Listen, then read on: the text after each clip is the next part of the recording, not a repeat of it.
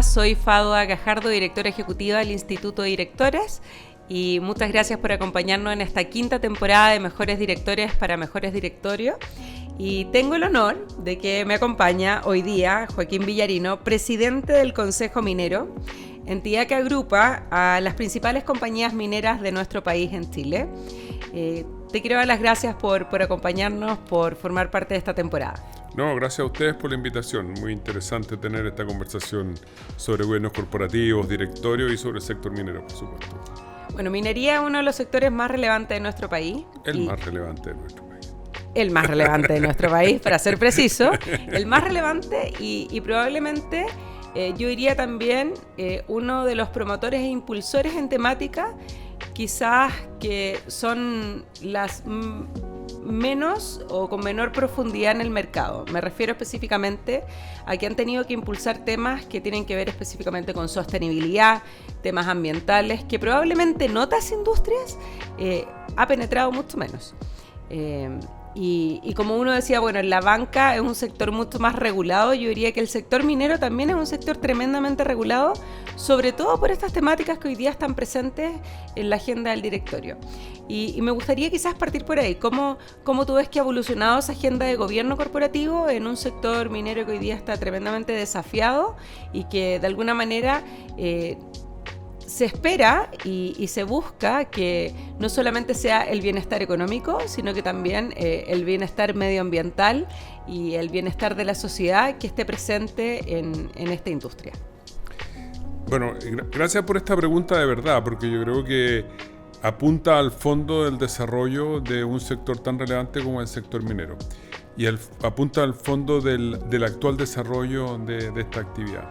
Yo creo que la minería tiene una tremenda ventaja en Chile, y es que básicamente está conformada por empresas transnacionales que se desarrollan en otros países desarrollados y por lo tanto, valga la redundancia, y por lo tanto lo que hacen es importar rápidamente los principios de desarrollo del mundo desarrollado. Es decir, las empresas australianas, canadienses, norteamericanas que vienen a desarrollar minería en Chile no lo pueden hacer aquí con estándares distintos a lo que lo hacen en los países de origen. Y eso ha hecho que vayamos siempre un poquito en la frontera y más adelante que la industria que es meramente local y que no tiene, por lo tanto, este empuje que viene de empresas internacionales, que se ven además apuradas, por así decirlo, en incorporar estos principios de última generación por regulaciones de esos países, por regulaciones internacionales, por inversionistas globales, por accionistas globales, por consumidores finales globales. Y por lo tanto, todo ello forma al final una especie de ecosistema que te obliga a estar siempre en la frontera de estos principios de desarrollo sostenible. Durante mucho tiempo se pensó, se dijo, se declaró que la minería no podía ser sustentable, que era una especie de oxímoron, una contradicción de los términos. Una industria extractiva no podía ser sustentable. Y la verdad que en el correr de los años hemos podido demostrar que es una industria que se desarrolla de manera responsable y que participa activamente, indispensablemente, en el desarrollo sostenible del mundo. ¿Por qué digo esto? Porque el desarrollo sostenible no se entiende sin minerales. Al final del día, si nosotros queremos satisfacer nuestras necesidades sin sacrificar la posibilidad de las futuras generaciones de satisfacerlas de ellas, necesitamos minerales. Y te voy a decir por qué. Y es básicamente porque el bienestar de la humanidad, y esto lo dice el Banco Mundial, no lo dice el Consejo Minero, digamos, ni las compañías mineras. El bienestar de la humanidad pasa por tener acceso a minerales. La urbanización, el transporte, las telecomunicaciones, la salud, la alimentación, la conectividad, la educación, sin minerales no es viable. Es decir, si tú no tienes acceso a comunicaciones, no puedes incrementar los niveles de educación y tener acceso a todo el mundo educacional que hoy día podemos tener acceso a través de las redes sociales, y no solo las redes sociales, sino que a través de sistemas de intercomunicación global. Y eso es minerales, es cobre, es conectividad. Entonces, sin minerales eso no es posible. La minería forma parte central, activa del desarrollo sostenible, forma parte central del desarrollo de la modernidad. Por eso es tan importante que haya minería, y yo creo que, como te decía, esto de estar jugando con players globales también nos ha permitido estar en la frontera del desarrollo sostenible en Chile. Yo diría que muchas veces esta es una industria que va un poquitito adelante incluso de las propias regulaciones que va dictando el Estado. Es un modelo. En temas de seguridad, por ejemplo, la minería marcó un antes y un después en este país. Los estándares de seguridad que impuso la minería hace más de una década son hoy día los estándares de seguridad de la construcción, de la energía, de cualquier otro sector productivo de última generación. En temas de relacionamiento comunitario, claro, también fuimos los primeros en equivocarnos, los primeros en no hacer las cosas bien, fuimos los primeros en aproximarnos al mundo de las relaciones comunitarias con estas bien organizadas. Y esto nos llevó a cometer muchos errores, pero también muchos aciertos. Y hoy día tenemos una cierta capacidad no solo de construir buenas relaciones, sino también de hacerlo con estándares que son auditables, con altísimos estándares de transparencia y con visión sobre todo de largo plazo. Y en temas medioambientales, bueno, esto da para 2 programas, diría yo, pero da para mucho, pero no cabe ninguna duda que este es un sector especialmente desafiado en temas ambientales. Y por lo tanto trabajar en estándares que significaran menores emisiones, consumo eficiente de recursos hídricos, consumo de energías limpias, era un imperativo y después podemos ver las cifras si te interesa, pero la verdad es que es un mundo totalmente en la vanguardia de lo que se está haciendo en Chile y en el mundo, lo que hace la industria minera. Siempre hablamos como de la gran minería, ¿no es cierto? Y estos actores internacionales, ¿qué rol juegan también con esa mediana minería que se entiende por mediana, pero también son grandes empresas por los volúmenes que se manejan? ¿Cuál es el desafío que tenemos también como país respecto a esta mediana minería que opera y que probablemente estos estándares internacionales también se relevan en importancia para poder generar ese estándar internacional que es tan exigido? Ahora, yo creo que quizás es bueno aclarar que no son solo las compañías extranjeras las que tienen estos altos estándares. Codelco, por ejemplo, se ha visto también involucrado en este proceso de incorporación de altos estándares y también está a la par con las grandes compañías mineras. Eso es una de las cosas virtuosas del modelo minero chileno, que tiene en competencia a grandes actores estatales, privados, nacionales o extranjeros, y todos ellos están de alguna manera compartiendo estas buenas prácticas que los llevan a aplicar e incorporar en su gestión habitual estos estándares. El ecosistema minero en general es contagioso y lo que te ocurre es que así como las empresas chilenas se van contagiando de las buenas prácticas, las empresas extranjeras, las medianas también van mirando qué es lo que hacen las grandes y las van incorporando. Estuve en un foro de minería que se desarrollaba en la región de Coquimbo la semana pasada y se le entregaba un premio a una compañía minera de mediano tamaño, y ese premio era básicamente por las políticas de reciclaje, por las políticas de sostenibilidad, por incorporación de energías limpias. Es decir, vemos que hay un contagio virtuoso de buenas prácticas.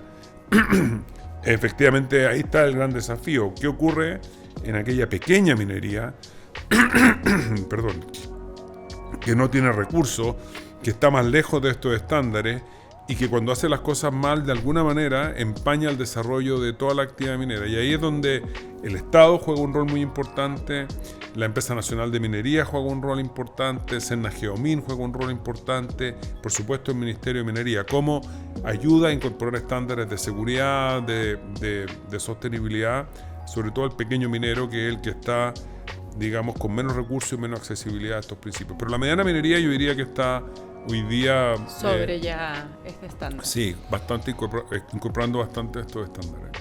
Tú hablabas un poco de la colaboración y también de esto de que va haciendo que otros sectores industriales incluso se vayan sumando. ¿Qué rol han jugado ustedes como gremio también en esto? Porque yo creo que el visibilizar las buenas prácticas en el sector minero, ¿cuánto contribuye, por ejemplo, incluso a la construcción o otros sectores que uno tenía claridad que temas de seguridad o temas medioambientales a veces no estaban como primera prioridad y uno no se imagina hacer minería sin esos estándares? Entonces, ¿cómo han ido también contribuyendo a que esto sea intersectorial?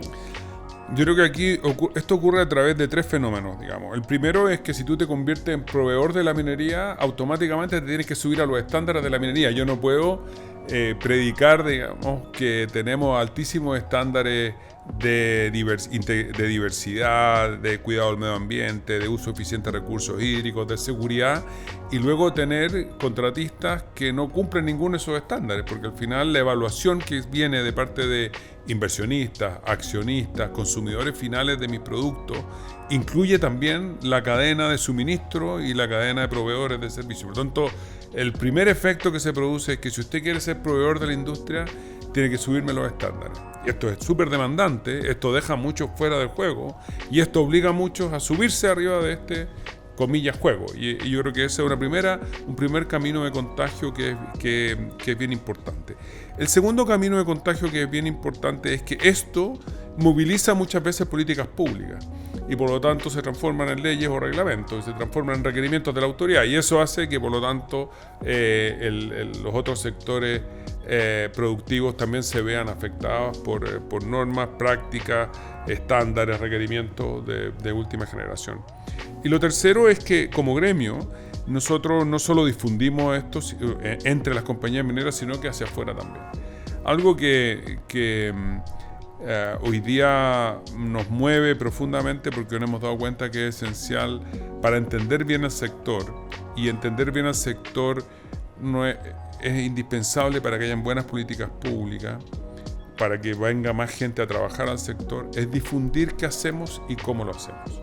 Y eso significa dar a conocer al público, a los ciudadanos, a los que tienen que ver y a los que no tienen que ver con minería, qué significa hoy día hacer minería en Chile. ¿Cuáles son nuestros estándares? ¿De qué manera, si tú trabajas en minería, te puede cambiar para bien la vida? ¿De qué manera un proyecto minero puede tener un impacto tremendamente positivo en tu vida comunitaria? ¿De qué manera un proyecto minero y el desarrollo de la actividad minera tiene un impacto económico, social y ambiental positivo en el país? Mucha gente no lo sabe. Hay muchas personas que son contrarias a la industria, no de mala fe o no por razones ideológicas, son contrarias a la industria por falta de conocimiento. Y por lo tanto, nuestra prioridad uno es informar, dar a conocer y sobre todo informar de qué manera se puede certificar que lo que estamos diciendo es cierto.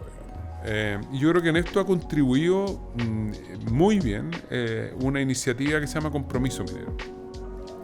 Compromiso Minero es una iniciativa que reúne hoy día más de 115, 120 organizaciones, gremios, empresas, universidades, centros de formación técnica, proveedores, estudiantes, etcétera, que giran en torno de una u otra manera a la actividad minera. Entonces lo que ella comunica no es simplemente lo que comunican las compañías mineras, es lo que comunica todo un ecosistema que vive en torno a la minería. Y eso, por supuesto, es una cierta garantía de transparencia, de veracidad, y permite que cada vez haya un público más amplio que conozca la importancia que tiene esta industria y cómo hace las cosas hoy día. ¿Y qué rol juegan los directores en esto? Porque yo creo que de lo que tú nos estás hablando es hacer gobierno corporativo, que tiene que ver con algo que es mucho más de terreno, también de ir entendiendo que hacer gobernanza o ser un director de una compañía no solamente es entender el estado de resultados, sino que hoy día se visibilizan distintas prácticas que son relevantes de tener presente al momento de tener la responsabilidad de ser director. ¿Cómo vinculas ahí o cómo ves tú el rol de un director en este sector? Y cuál es la mirada que tienes también para seguir creciendo desde esta gobernanza que es tan relevante para poder seguir difundiendo lo que es como la propia minería, ¿no?, para nuestro país? Probablemente hace más de una década los directorios estaban conformados por personas que sabían mucho solo de minería y por lo tanto que eran técnicamente o financieramente muy capaces de cerrar el círculo del desarrollo de un proyecto, porque los proyectos mineros en el mundo se justificaban básicamente por el aporte económico. Es decir, usted tiene un proyecto minero, va a pagar muchos impuestos, check. Proyecto autorizado. Eso dejó de ser así hace más de una década y hoy día usted tiene un proyecto minero que evidentemente va a ser un aporte económico, pero si no tiene un impacto social positivo y no tiene un impacto ambiental positivo, ese proyecto no es viable. Y por lo tanto esto vino a imponer la necesidad de enriquecer los equipos que gestionan las compañías y por supuesto que gestionan los directorios y que forman parte de los directorios. Aquí se requiere más que nunca en el mundo en un mundo mucho más exigente para el desarrollo de cualquier actividad económica y de la minera, por cierto, más interdisciplinario, con una mirada más amplia, y por eso vemos hoy día directorios que están conformados no solo por especialistas mineros, sino que están conformados por personas que tienen conocimientos de muy distinta naturaleza. Hoy día los equipos que desarrollan el plan minero son casi tan potentes como los equipos que desarrollan toda la agenda de relacionamiento político, comunitario, público de las compañías mineras. Si hoy día tú puedes tener los recursos financieros, los recursos mineros para desarrollar un proyecto, puedes tener a las personas capacitadas para desarrollar un proyecto, pero si no tienes los permisos sociales, ambientales, la licencia social para operar, entre otras cosas, tu proyecto no es viable, digamos, y por lo tanto dejó de ser una repartición menor ubicada en una gerencia lejana. Hoy día forma parte del corazón de la toma de decisiones. Usted no toma hoy día una decisión de invertir 1.000, 2.000, 3.000 o 4.000 millones de dólares si no tiene claro que las comunidades están de acuerdo con el desarrollo de su proyecto de una u otra manera. No basta, por lo tanto, con tener todo mi plan minero bien desarrollado, tener mis recursos financieros bien identificados de dónde los voy a levantar, cómo me voy a financiar, de tener acceso por lo tanto, a la maquinaria que yo necesito para desarrollar un proyecto, de tener las personas que me van a ayudar a desarrollar ese proyecto, trabajadores, hombres, mujeres, etc. Si no tengo claro cuál es el entorno social, político en el cual quiero desarrollar ese proyecto. Entonces, ¿de qué manera los cambios que han ocurrido en el sector minero y que le permiten desarrollar su idea se hubieran desarrollado si no hubiera sido porque los directorios se hicieron cargo de esto? Porque estos son cambios muy profundos. Voy a poner un ejemplo que es el más fácil de entender. Hay un paradigma roto por la minería que nadie se imaginó que se iba a romper. Además, yo lo he vivido, y es la incorporación de mujeres al sector. En Chile, hace una década, el 7% de los trabajadores del sector minero eran mujeres. 7%. Hoy día estamos cerca del 24%. Y eso es la cifra probablemente más o segunda más alta del mundo de participación de mujeres en minería. ¿Por qué Chile pudo hacer esto? ¿Por qué las compañías mineras pudieron hacer esto? Bueno, número uno, un directorio convencido de que eso había que hacerlo, digamos. Esto no hubiera ocurrido en las compañías mineras si es que solo hubiera estado convencido el gerente de personas, de recursos humanos, de capital humano, como lo quieran denominar, la vicepresidencia de personas. No hubiera sido suficiente. Esto es una política que se adoptó en los directorios de todas las compañías mineras a nivel global. Mire, yo participo en una organización mundial que se llama, global, que se llama el ICMM, que es el International Council of Metals and Minerals. Ahí se reúnen todas las grandes compañías mineras del mundo. Están los presidentes de las grandes compañías mineras del mundo. La temática de esa reunión, que refleja al final las decisiones de los directorios de estas compañías, entre otras razones, es diversidad hace 8 o 9 años, tío. Hace mucho rato. Cuando en otras compañías cuando no era tema en muchas partes. Y por lo tanto ha venido incorporándose en todos los niveles. Sabemos que tenemos tremendos desafíos, incluso en los propios directorios de las compañías mineras. Pero la presencia femenina ha sido una decisión de los directorios. Lo mismo que los temas de sostenibilidad. ¿Por qué esta es una industria que decide pasarse del agua dulce y continental a agua desalada? Bueno, son miradas estratégicas porque significan montos de inversión muy importantes, porque significa que tienes que hacer competitivo, viable y rentable proyectos donde tienes que hacer tremendas inversiones que antes no eran necesarias, como construir una desaladora y tener un costo fijo que es bombear el agua que desala desde el nivel del mar hasta los 3.000, 4.000 o 5.000 metros de altura. Esas son miradas estratégicas de largo plazo que no se solucionan en poco tiempo. Y por lo tanto, la mirada de los directorios ha sido una mirada que es mucho más plural, que está enriquecida con miradas distintas a la meramente técnica minera, que tiene sobre todo una característica fundamental en el sector minero, y es una mirada de largo plazo. Los proyectos mineros no son proyectos especulativos de corto, son proyectos de largo plazo que se van a instalar a las comunidades como un vecino más que va a convivir ahí por décadas, sino por siglos. y no exagero, Codelco a través de Chuquicamata y a través del teniente nos demuestra en la vida real que los yacimientos mineros pueden durar más de un siglo. Y en ese análisis que tiene que ver con el mundo social, ¿no es cierto? Yo creo que también hay desafíos en esta materia medioambiental. Tú nos comentabas del uso del agua y esto de la extracción del agua que hoy día pasa de agua dulce a agua salada con proyectos relevantes. Uso de matriz energética. ¿Qué desafíos también ves ahí como en la industria? Bueno, el sector minero explica aproximadamente 1/3 del consumo de energía eléctrica en el país. Y este es un país que, como todos los países desarrollados en vías de desarrollo, pero ambientalmente muy ambicioso, se ha comprometido a tener menores emisiones de gases de efecto invernadero, CO2 en la práctica, y por lo tanto nos hemos encaminado en la ruta de la descarbonización de manera decidida.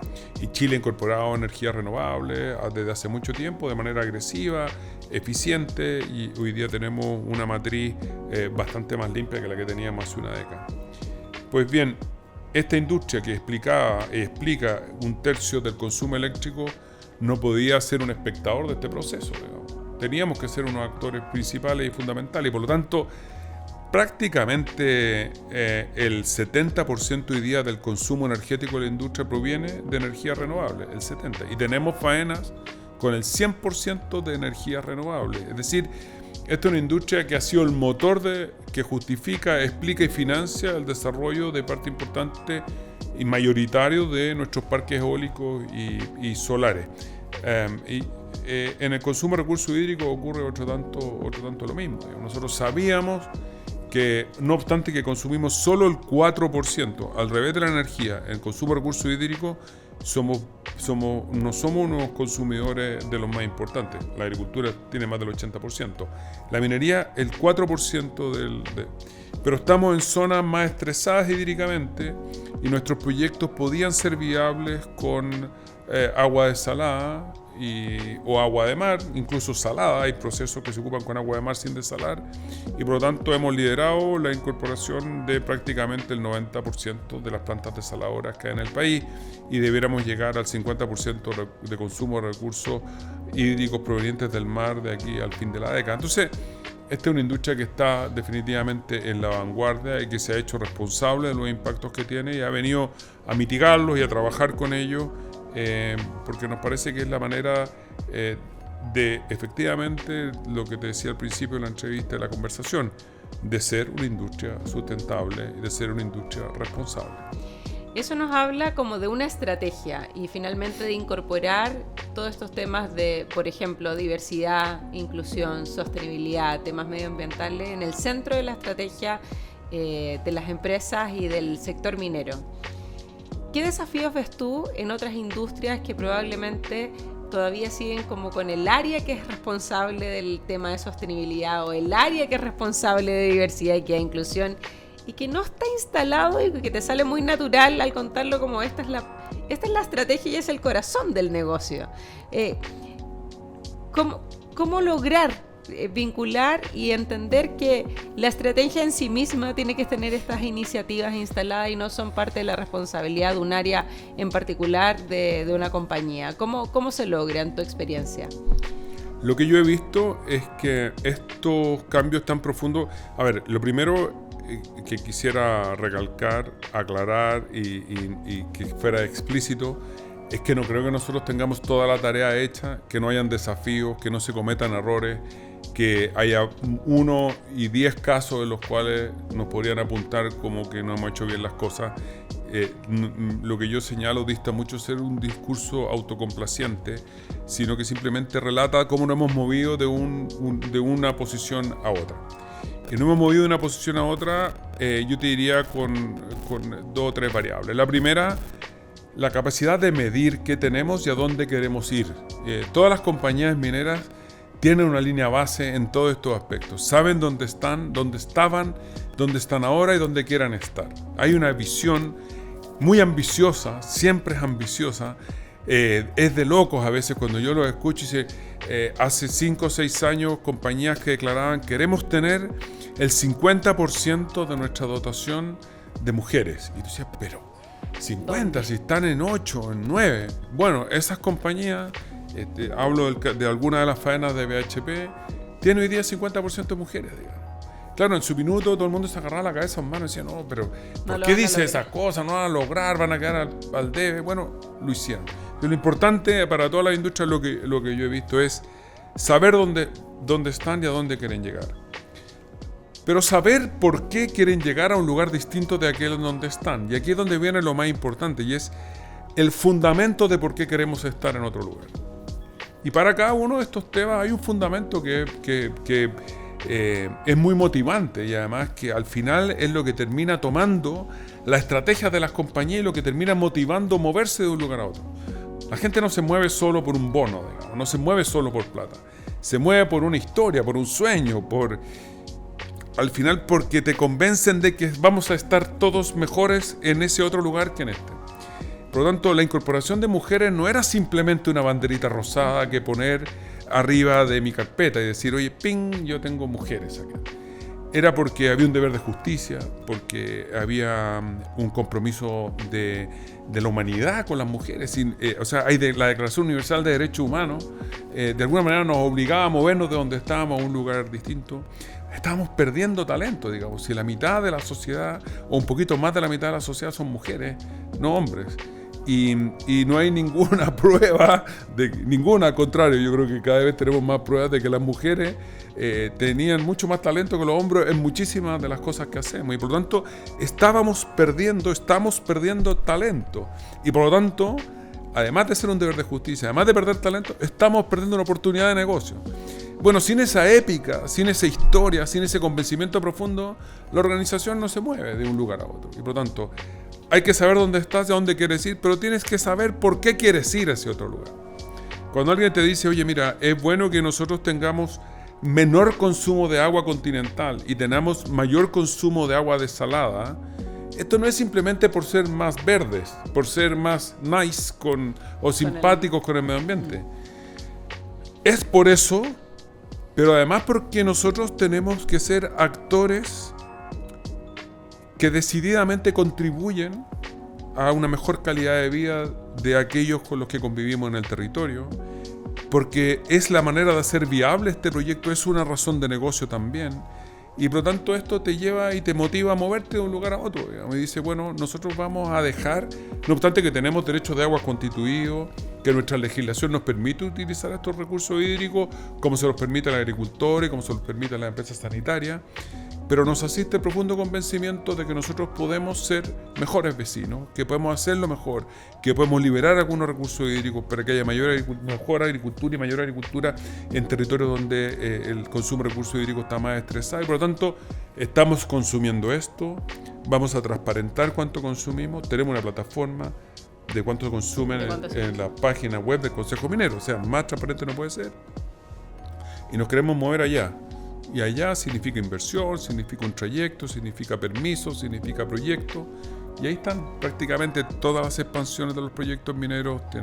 Entonces, estoy un poco latero y te pido disculpas por eso, pero lo que pasa es que esto me apasiona mucho. Pero entonces yo diría, ¿cómo se mueve la industria? Los sectores productivos, tienen que entender por qué tienen que moverse de donde están a donde deberían estar. Tiene que haber una razón que convenza, que mueva, y que no sea simplemente la obligación legal.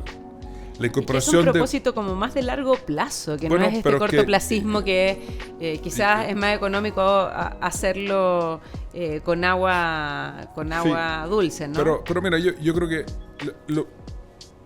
la mirada de largo plazo es la mirada que realmente te renta. Y te voy a dar 2 ejemplos en esa línea, pero lo primero es saber por qué nos tenemos que mover de un lugar a otro. Lo segundo es saber, una vez que tienes ese convencimiento, saber dónde estás con numeritos. Es bueno medir.